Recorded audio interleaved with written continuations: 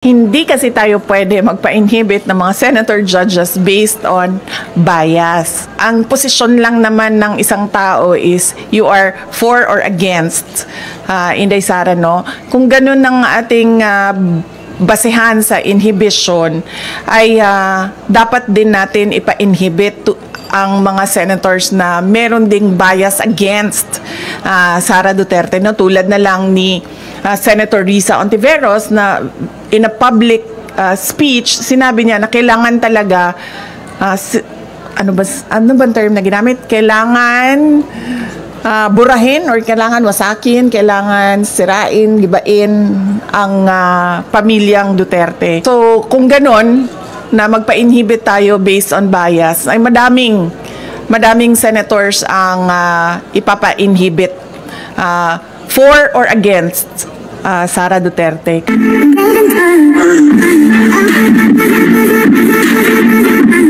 Ma'am, follow up, bakit po hindi kayo nag-propose ng mas mataas na budget? Bakit po virtually retained na lang?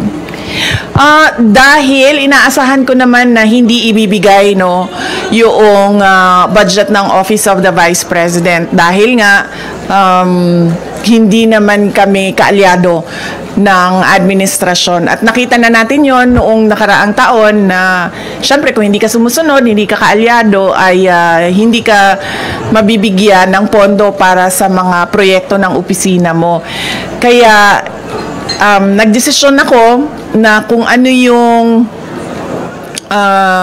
yung budget na ibinigay ngayong taon na ito, ay yun din yung budget. Naglagay lang kami ng konti para sa inflation, yun din yung budget para sa susunod na taon. Dahil ayaw kong napapahiya at pinapahiya yung mga ibang personnel ng Office of the Vice President, lalong-lalo na kapag nandun na sila sa House of Representatives or sa Senate na nakaharap yung ating mga miyembro ng Kongreso.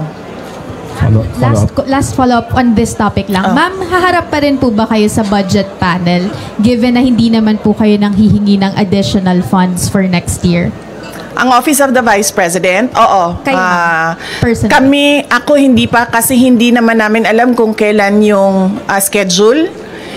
Wala pang ibinigay na schedule para sa Office of the Vice President sa mga hearings, no? So mahirap sumagot kapag hindi natin nakikita kung may conflict yung schedule, but definitely haharap yung Office of the Vice President sa pagsumite ng budget namin at yun.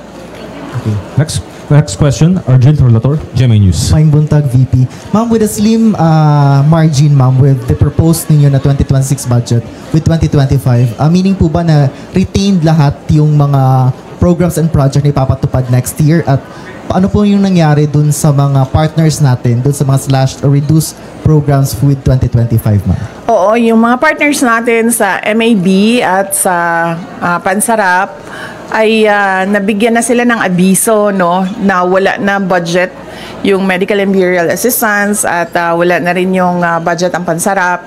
So, i-discontinue na namin yung project at yung partnership sa kanila. Follow up. So, expected, ma'am, na for next year, the same projects pa rin yung ipapatupad ng OVP? Wala nang may dadagdag po? Yes, oo.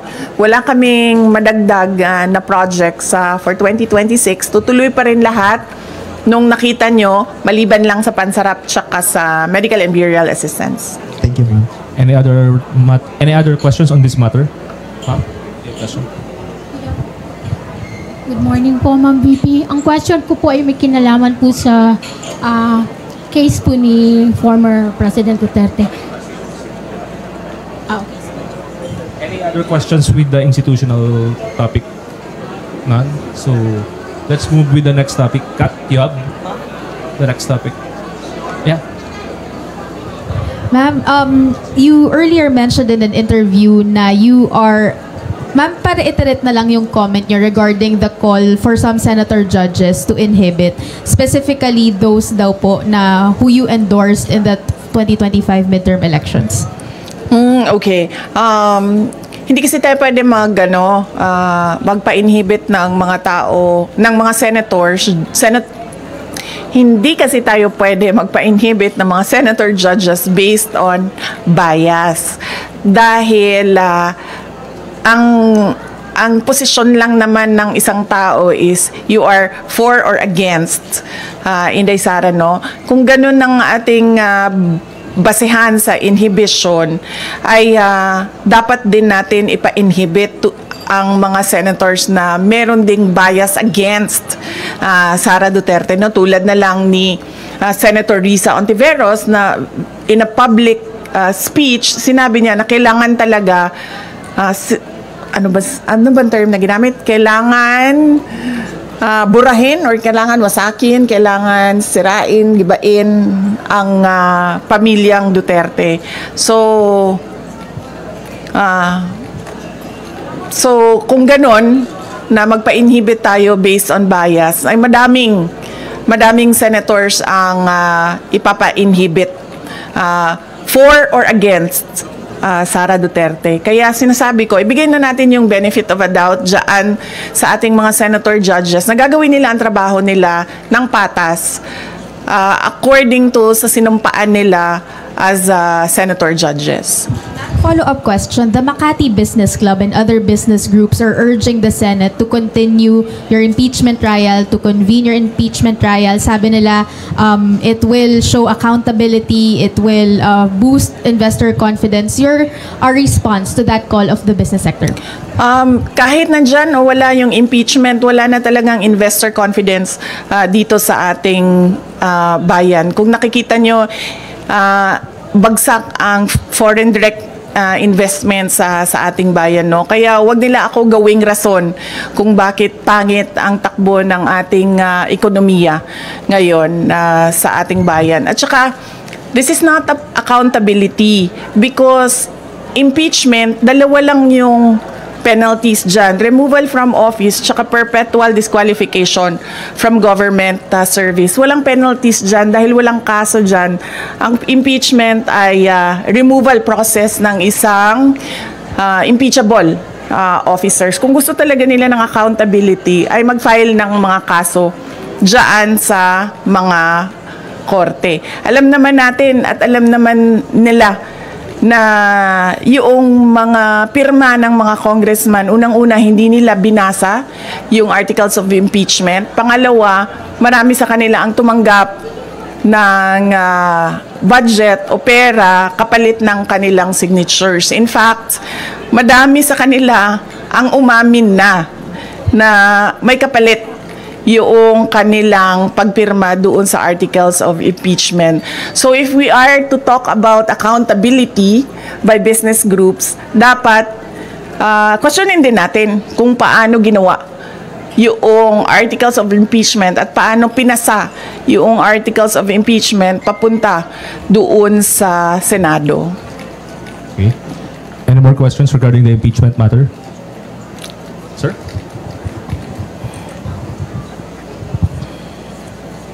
VP, good afternoon. So, haharap ka ba sa Senado dahil nag-issue sila ng summon? Hindi ko pa kasi, sir, pagkakaalam kung kinakailangan ang personal appearance. Yun ang hindi ko alam dahil hindi ko nabasa yung summons. Yung summons namin ay nandoon sa mga abogado at sila yung magdidesisyon kung ano yung gagawin doon sa summons. Okay. Ma'am, there's a phone-in question here from the Billionaire News Channel. Comment lang po dun they are asking your comment regarding dun sa report ng OpenAI, the mother company of ChatGPT, that the PR firm of the son of Yossi Tanco, a billionaire, is behind the anti-Sara Duterte post online using ChatGPT platform. And your comment, ma'am. Oo. Actually, hindi lang yung kay Tanco, no? Ang kumpanya na nagpapatakbo ng program na anti-Sara Duterte online, anti-Duterte online, no? Meron pang mga ibang kumpanya na alam namin na ganun yung ginagawa nila at alam din namin na bayad sila. Kaya ako nagsasabi lagi, no, na yung ginagawa sa akin ay threats, harassment, and intended to disqualify me from the 2028 presidential elections. Kasi tulad niyan, tingnan nyo, noon may TRICOM ba ang tawag nun? Tawag nung hearing, anong... Quadcom. Tapos may TRICOM for fake news and... For fake news, yes. May TRICOM na for fake news. Pero kung makikita nyo, ang mga tinawag nila doon ay mga lehitimong owners ng Facebook account using their freedom of speech and expression. Mga lehitimong social media personalities na nagbibigay ng kanilang opinion na hindi naman bawal sa batas, pero nakakalungkot kasi yung kanilang opinion pro Duterte, pro Sara Duterte, at yun ang iniimbestigahan. Pero ang mga tulad nito na mga kumpanya na ang negosyo nila ay gumagamit ng mga program para sirain ang pangalan ng isang tao, ay hindi man lang kahit isang beses tinawag doon sa TRICOM na investigation ng House of Representatives. So yan, nagpapakita na itong lahat ay ano lang talaga, politika at harassment sa mga kalaban sa politika ng administrasyon. Hindi na yan ang galing sa amin, sir, ha? Hindi na kami nagsasalita kung anong mga panggigipit ang ginagawa sa amin. Tumatahimik na lang kami. Yung mga kaalyado namin, tumatahimik na lang. Yan talaga, tulad nung pag-amin ng mga congressman na may natanggap silang pera, kapalit ang signature, yung nilabas ng OpenAI na isang kumpanya na involved sa paninirang puri ng mga tao, ay hindi galing sa amin, galing na sa universe. Para lang ipakita sa mga tao na kung anong ginagawa ng administrasyon. Puro politika, walang trabaho. At ngayon, gusto pang i-blame, no, sa akin ang bagsak na ekonomiya ng Pilipinas. Any follow-up there? Kat? Do you intend to file cases against that company? Hindi na, ma'am. Sobrang napahiya na siya doon nung nilabas yon ng AI. I mean, nasaan na yung credibility mo as a service provider nung sinabi na ganyan yung negosyo mo. So, ano pang point na kasuhan ko siya? Nakakahiya na yung napahiya na siya doon sa nangyari. At nakita ng buong mundo yung kahihiyan na ginawa niya. Ma'am, just speaking of AI, meron pong video ngayon na shinare daw si Senator Bato and si Vice Mayor Baste, claiming na it's an artificial intelligence generated AI in support of you. Your comment po doon sa nangyaring pag-share daw po di umano nung AI generated video. Wala namang problema siguro sa pag-share ng AI video in support of sa akin, basta hindi ginagawang negosyo. Kung baga, if I were a social media I were a social media account owner and gagawa ako ng AI to support a certain personality, walang problema doon kasi hindi ko naman siya ginagawang negosyo eh. Hindi ko naman binibenta sa mga tao yung produkto ko eh. No more questions on that topic. Okay, we move to the last two topics po.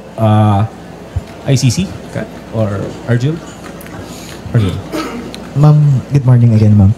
Any update, ma'am, with regards dun sa isang state party ng ICC na willing daw mag-adopt kay FPRD na any case mag-grant yung request for interim release? And any update po dun sa request for interim release ng Defense Council? Oo, yung request for interim release ay nasubmit na ng Defense Counsel ni dating Pangulong Rodrigo Duterte. Nakalagay yon sa website ng ICC, accessible yon sa ating lahat, at makikita natin doon kung ano ang mga pinagbasehan ng request for interim release, ano yung mga justification at explanations ng defense team ni dating Pangulong Duterte sa interim release.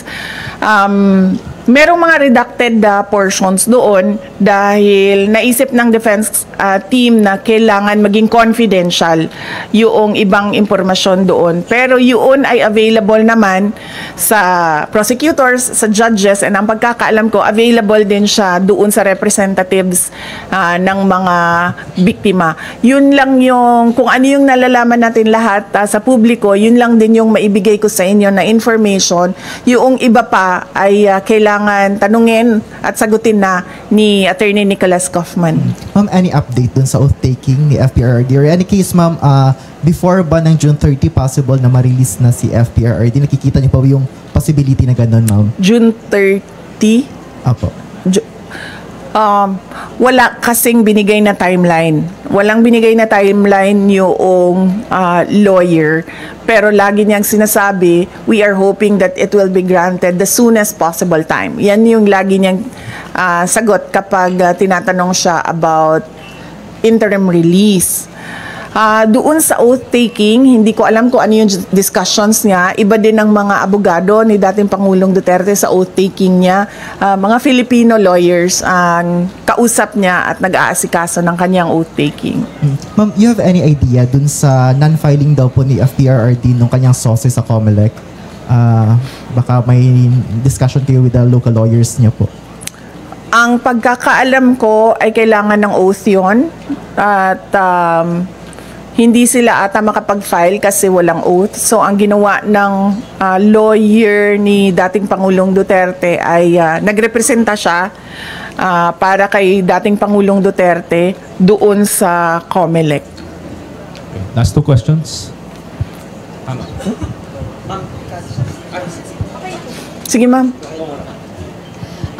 BP, good afternoon po. Doon po sa case po ni FPRD, alam mo ba natin, ma'am, kung nag-file na po ng motion to respond ang prosecution with regards po doon sa request po ni former president po ng interim release? Alam ko po ba, ma'am? Hindi ko po alam, ma'am, kung sumagot na po ang prosecution, no? Pero sigurado po ako malalaman natin yung sagot ng prosecution dahil public po yung filing ng request at sigurado po public din yung sagot ng prosecutors. Follow up po, ano po ang reaction po natin doon po sa request po ni FPRD with regards to the interim release? Ang sa akin lang naman is makakabuti talaga sa kanya yon, ma'am, dahil 80 years old na siya at hindi lahat ng pangangailangan ng 80 years old ay nabibigay ng ICC detention unit dahil siya din ang kauna-unahang ICC detainee na ganun ang edad na medyo hindi lang siya senior, super senior na siguro ang tawag sa kanya, ma'am, dahil 80 years old na siya. So, mas maigi siguro na meron siyang interim release wherein meron din siyang available na mga nurses and caregivers na mag-assist sa kanya. Last question po, Ma'am BP. Meron ho kasing lumabas na parang statement o balita quoting FPRD na parang hindi siya interesado dun sa oath-taking o yung gagampanan yung kanyang role bilang mayor ng ano. Nag-react po si Attorney Conti, sinabi po niya hindi daw po siya naniniwala na hindi interesado si Pangulong Duterte na umupo bilang, ano pong masasabi po natin dyan, ma'am, sa comment ni Attorney Conti? Ang Conti malapit na sa Castro, no? Papunta na siya doon. Magkamali ka lang ng spelling, Castro na yung Conti na yan, eh. Hindi ko alam, ma'am, bakit hindi siya naniniwala, pero kasi hanggang ngayon wala pang oath si dating Pangulong Duterte, no? So hindi pa namin alam dito sa Davao City kung mag-oath ba ang pinili namin pinili namin na mayor ng Davao City. So, on that note, yun lang ang pinagbabasehan namin. Sa ngayon, hindi siya uupo kasi wala pa siyang oath. Antayin natin siguro until June 30 kung may oath o wala si dating Pangulong Duterte. Next question, Ms. Ruth. Okay, thank you, sir. VP, nagkausap na ba kayo ni Attorney Guanzon? Kasi parang sa mga post kasi niya, she's very willing to act as your spokesperson. Yes, oo. Nag-comment na rin ako na nagpapasalamat ako sa pagtulong at suporta ni Attorney Rowena Guanzon. Pero sa ngayon kasi kung napansin niyo, walang spokesperson ang Office of the Vice President o kahit ako man. Kaya hindi ko rin masagot yung tanong about sa spokesperson dahil matagal na kami walang spokesperson at hindi na papag-usapan sa Office of the Vice President ang magkaroon ng spokesperson. Thank you, ma'am. Second po, si Mayor Baste, inappoint siya as president ng PDP Laban. Napag-usapan ba sa family, VP?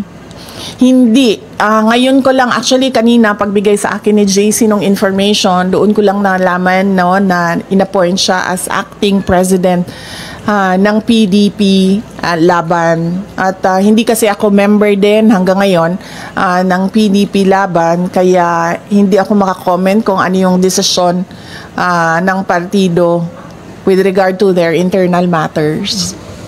Are you expecting, upon Baste's assumption as acting president ng PDP, are you expecting that she will invite you as part of the PDP? Matagal na ako in-invite, ma'am, sa PDP na nandito pa si dating Pangulong Rodrigo Duterte.